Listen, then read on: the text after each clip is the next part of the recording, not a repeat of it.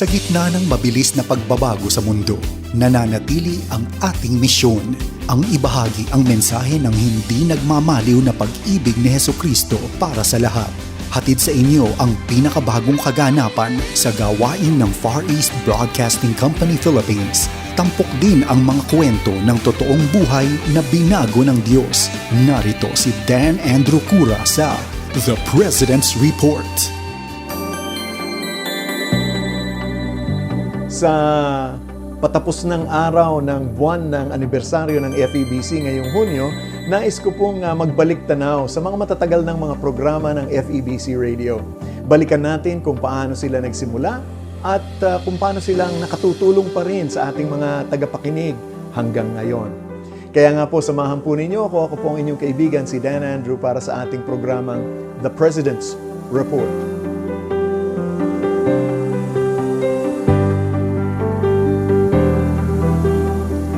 Tuwing nagdiriwang tayo ng anniversary ng FEBC, lalo na noong open house natin sa Valenzuela at gayon din sa Folk Arts Theater, ay marami po tayong mga tagapakinig na nagkikwento po kung paanong naging bahagi na ng buhay nila ang programang Hardin ng Panalangin.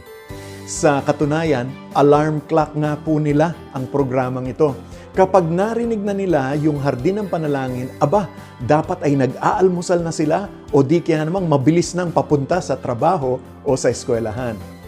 Para sa ilan naman, bata pa lang sila nung una nilang napapakinggan ang programang ito at wala pa silang kamuang-muang sa mga spiritual na mga bagay, kaya lang dahil napipilitan silang makinig, unti-unting umukit sa puso nila ang mensahe at nagbukas sa kanilang mga puso at kaisipan patungkol sa Diyos.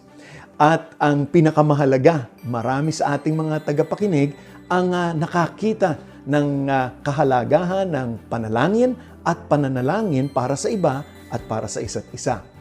Ito ang dahilan kaya nga may programang Hardin ng Panalangin. Noong 1958, si Pastor Proceso Marcelo o tawag nating Kaesong ay na-assign sa Malacanang Press Office bilang isang reporter. At doon nakita niya ang napakaraming mga hindi man lamang nabubuksan na mga telegrama at sulat na naka-address kay President Magsaysay. Sinimulan ni Kaesong ang programang Hardin ng Panalangin na may tiwalang tutugunin ng Diyos ang lahat ng mga kahilingang ibinibigay sa Kanya. Tunay ngang tapat naman ang ating Panginoon na napakaraming mga tao ang nakatanggap ng himala habang kasama sila sa mga panalangin sinasambit sa programa.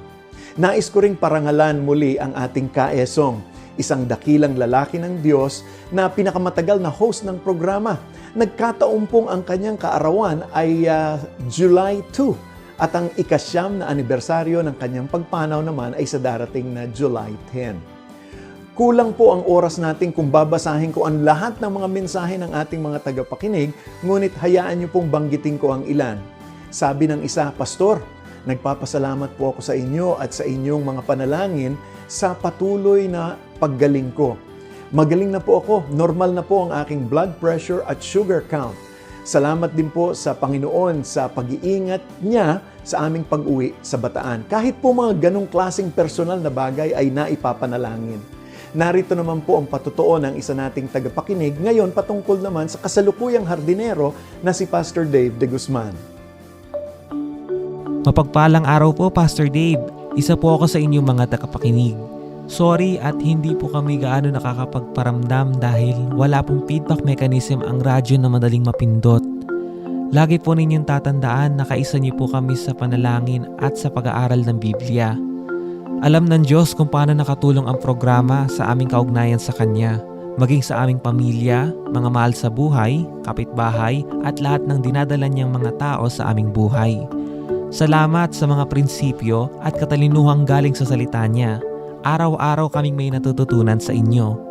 Sana ay sabihin rin ninyo kung paano namin kayo maaaring maipanalangin.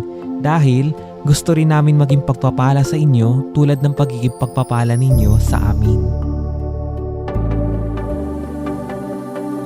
Isa pang programa na medyo may edad na rin, ika nga, pero patuloy pa rin nakatutulong sa mga tagapakinig ay ang programang Heartline.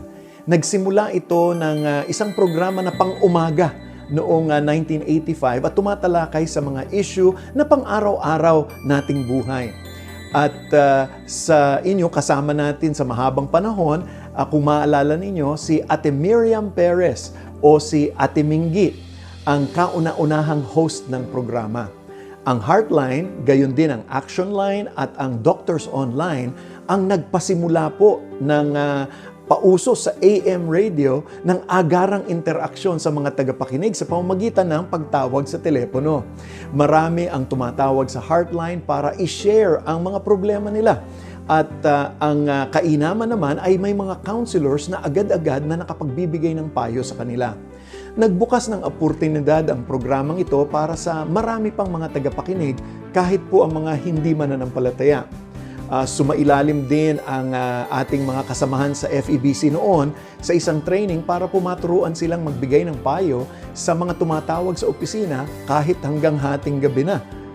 Ngayon po ang Heartline ay naririnig tuwing gabi at bawat araw ay may on-air counselor at resource speaker na tumatalakay ng mga partikular na issue sa buhay. Tuwing Lunes, kagalingan para sa mga malalalim na sugat o mga issue. Pag Martes, mga problemang para sa legal, panglegal. Tuwing Miyerkules naman, ang para sa kabataan. Huwebes, buhay mag-asawa at pag Biyernes naman, issue ng pampamilya. Nakatutuwa rin ang mga komentong natatanggap po natin patungkol sa programa. Sabi ng isa, ang ganda po ng topic, mga bagay na makatutulong po sa aking anak, kaya sasabihin ko sa kanila ito. Ganito naman po ang sabi ng isa sa ating tagapakinig at manonood. Nanunood po ako ngayon pagkatapos ng aking trabaho. Ang galing po ng mga paliwanag. Malaking tulong po ito para sa aking pamilya. Nagbago man ang panahon, pabago-bago man ang ating mga host at nag-iba-iba na rin, subalit salamat sa Diyos, patuloy niyang hinihipo ang puso ng ating mga tagapakinig sa pamamagitan ng mga matatagal ng mga programang ito, pati na rin sa mga bagong programa na iyong mapapakinggan sa FEBC Radio. Kaya nga, ang aking hikayat sa inyo, kung napagpala ka sa mga programang iyong napapakinggan, abay, nais naman naming makarinig ng inyong kwento. Bisitahin niyo po ang aming FEBC website sa febc.ph/shareyourstory o mag-iwan ng mensahe sa FEBC Radio Facebook page.